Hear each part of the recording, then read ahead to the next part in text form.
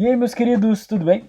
Eu sou o Prof. Clayton Reis e hoje a gente vai fazer a resolução de mais uma questão do vestibular da URGS de 2011 que fala sobre hidrostática.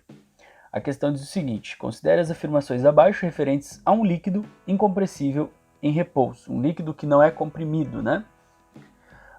Ele dá 3 afirmações e pergunta quais estão corretas, então a gente tem que definir.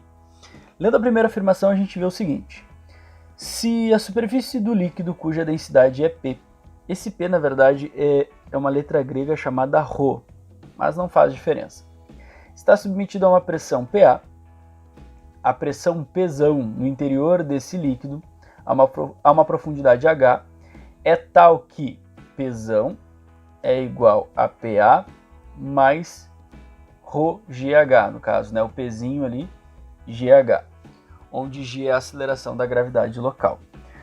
Essa afirmação ela está correta. Então essa afirmação ela está correta porque ela trata do princípio de Stevin. Esse P aqui é o que a gente normalmente apresenta como P total. Esse PA, a questão fala que é a pressão que está sobre a superfície do líquido, ou seja, a pressão que não é causada pela coluna do líquido, e sim algo que está acima, né, que vai se somar com a pressão do fluido. Normalmente, esse PA, a gente chama, quando a gente explica isso, a gente chama de pressão atmosférica, quando a gente fala em líquidos na Terra. Não necessariamente vai ser ela, mas normalmente a gente chama de pressão atmosférica. E esse Pzinho GH, né, é a densidade do fluido, a gravidade e a profundidade, que é o que a gente chama de princípio de Stevin, que é a pressão hidrostática. Então, na verdade, o que nós temos aqui é uma equação que tu já conhece. Eu reescrevi ela de uma forma que ficasse mais fácil de visualizar. A pressão total é a pressão causada pelo líquido mais a pressão que está sobre o líquido, que no caso a gente normalmente tem como pressão atmosférica. Então tá certa essa afirmação. Afirmação 2. A pressão aplicada em um líquido confinado em um recipiente transmite-se integralmente a todos os pontos do líquido. Essa afirmação ela também está certa, não tem muito o que falar sobre ela. Por quê? Porque isso aqui basicamente é o princípio de Pascal.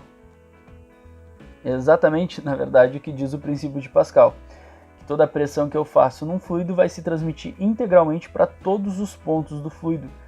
Daí me permite construir máquinas hidráulicas, né, em cima desse princípio. Mas, enfim, ele está parafraseando exatamente o princípio de Pascal.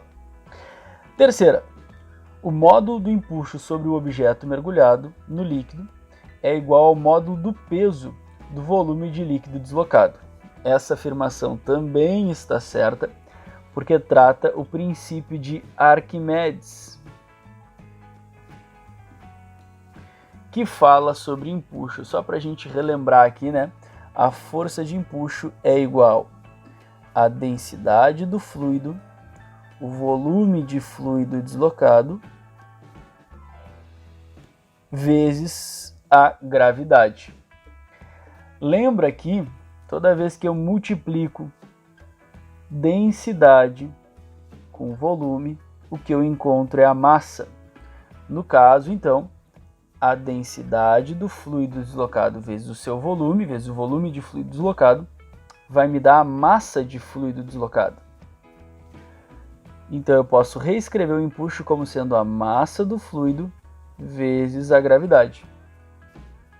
E massa vezes gravidade é a mesma coisa que o peso, no caso, o peso do fluido deslocado, né? O peso, no caso aqui, do líquido, né? Deslocado, já que a questão está falando de um líquido. Então tá certo essa afirmação, e isso está associado aí ao princípio de Arquimedes, que fala de empuxo. Beleza? Então as 3 afirmações estão certas, isso me dá a alternativa E para esta questão. Espero que vocês tenham entendido, espero que vocês tenham gostado. Muito obrigado por assistirem até aqui. Fiquem ligados aí nas próximas resoluções. E tchau, tchau. Bons estudos para vocês.